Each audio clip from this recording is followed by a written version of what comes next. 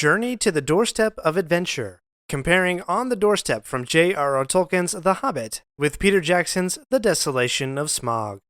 We delve into Gandalf's daring exploration of Dol Guldur and the dwarves' quest to uncover the hidden path into the heart of the mountain.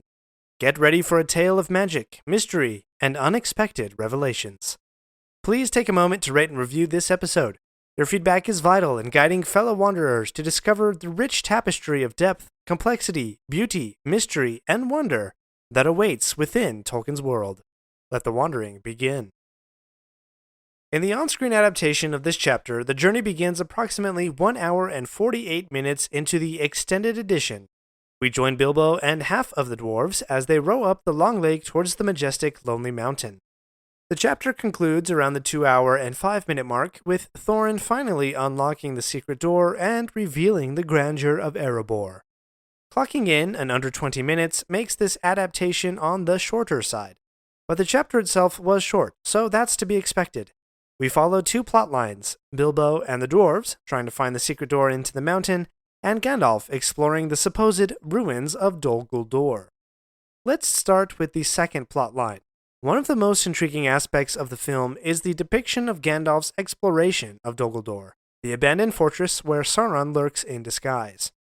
Here we witness Gandalf's ability to see through the deceptions and illusions crafted by the Dark Lord. The decaying appearance of the fortress from the outside is a testament to Sauron's power of deception, fooling all but the keenest observers. Radagast's mention of the fortress's appearance emphasizes this point. As Gandalf delves deeper into the ruins, he employs ancient spells in the High Elven language Quenya to uncover the secrets concealed within, showcasing his immense knowledge and power as a wizard. The orcs within Dol Guldur grow increasingly concerned that the concealment spell will be lifted, highlighting the threat Gandalf poses to Sauron's plans. Gandalf finds Thrain in the ruins, which differs quite a bit from the book's narrative. In the film, Gandalf refers to Thrain as his old friend, indicating a deeper connection between them, though that's not particularly clear from the writings. When Gandalf reveals that he sent Thorin to reclaim Erebor, Thrain's distress seems contradictory to his earlier attempts to reach the mountain. In the book, Thrain had not made it past Mirkwood and was imprisoned, but in the film, his reaction implies he believes no one should enter the mountain. This change may be an artistic choice to emphasize the danger and significance of the quest, although why Thrain believes what he does is not really made clear. From the Tale of Years and the appendices to The Lord of the Rings, we know that Gandalf had entered Dol Guldur 2 or 3 times before the White Council finally drove Sauron out.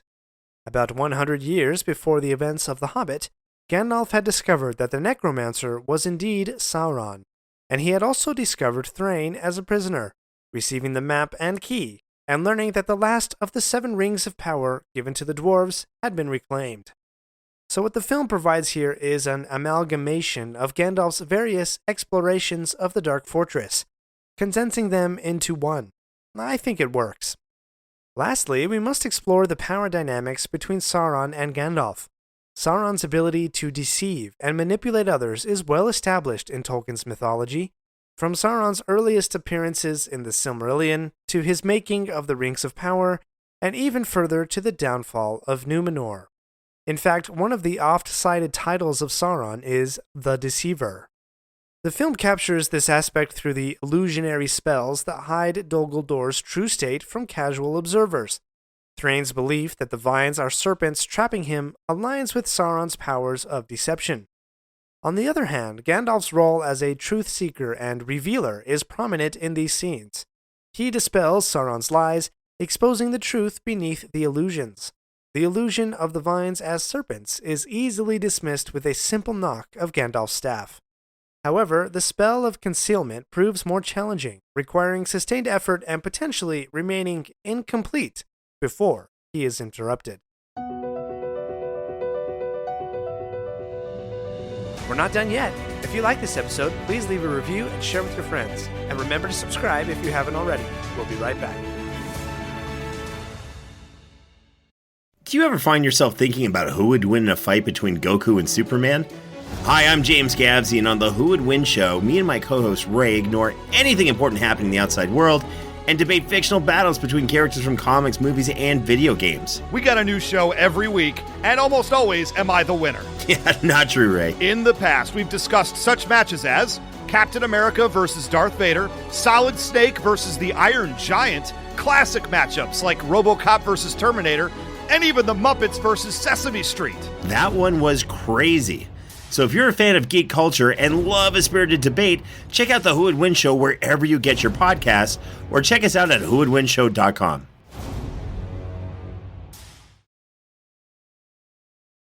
Let's turn back now to Bilbo, Thorin, and the dwarves as they approach the Lonely Mountain. We witness some notable deviations from the book's narrative. In the film, Bilbo's gaze is fixed on Lake Town, indicating his lack of enthusiasm for the upcoming journey, and he's probably thinking about his comfortable hobbit hole as mentioned several times in the book. The absence of men and ponies with supplies is also noticeable in the film, perhaps to streamline the story's pacing, but does miss out that notable callback to Chapter 1 that I mentioned in our previous episode. The epic walking shots between the lake and the mountain enhance the visual grandeur of the journey. Bilbo's remark about the quietness and Balin's nostalgic recollection of the mountain's former beauty directly reference the book, emphasizing the memories that only Balin and Thorin possess of the once thriving dwarven kingdom. Rather than a scouting party as depicted in the book, the entire company beholds the ruins of the city of Dale. Balin's reference to the Desolation of Smaug aligns with Tolkien's phrase, the Desolation of the Dragon, connecting the film to its literary roots and providing the title of the movie. And while the dwarves struggle to find a secret door, it remains true to the book when Bilbo, displaying his cleverness, discovers the stairway cleverly disguised as dwarvish armor in a vast engraving on the mountainside.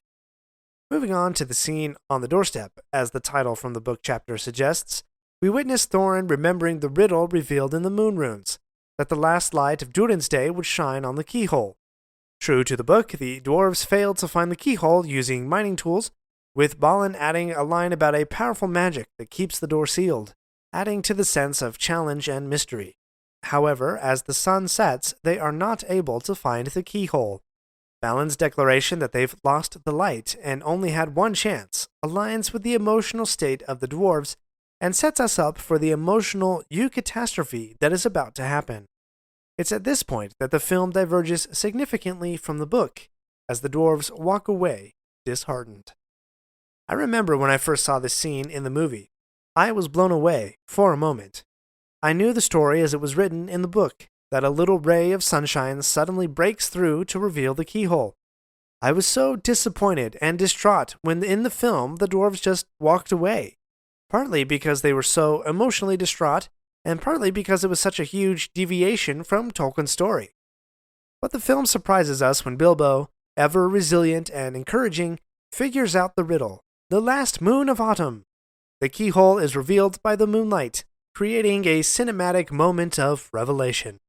Although slightly different from the book, this alteration adheres to the concept of Durin's Day, which Thorin defines in the book as the alignment of the last moon of autumn and the sun in the sky together. With the moon still shining, a thrush knocks, further fulfilling the riddle from the moon runes. Finally, the keyhole is revealed by a small ray of moonlight. Thorin, filled with awe and anticipation, opens the door and whispers the name of their long-lost home, Erebor. The opening of the door is a visually striking and epic scene, though to me it falls short of the iconic moment when a ragged Aragorn opens the double doors of Helm's Deep in the Two Towers. Sometimes when I open double doors I imagine myself like Aragorn, but that's neither here nor there. In conclusion, I'd say that none of these deviations represent a huge departure from Tolkien's story. You might disagree, saying that the sunlight versus moonlight, being the last light of Durin's Day, was a huge departure. Granted, it is, but as I said before, it fits within the story, and still feels like it belongs. It's an adaptation that stays true to the spirit and atmosphere of the book. Join me in our next thrilling episode, as we delve into my personal favorite chapter of The Hobbit, where Bilbo Baggins embraces his destiny as the burglar Gandalf always believed he could be, and encounters a dragon. Thank you for venturing alongside me today, fellow wanderers. Until we meet again, may your path be filled with the magic and wonder of Tolkien's world. Safe travels.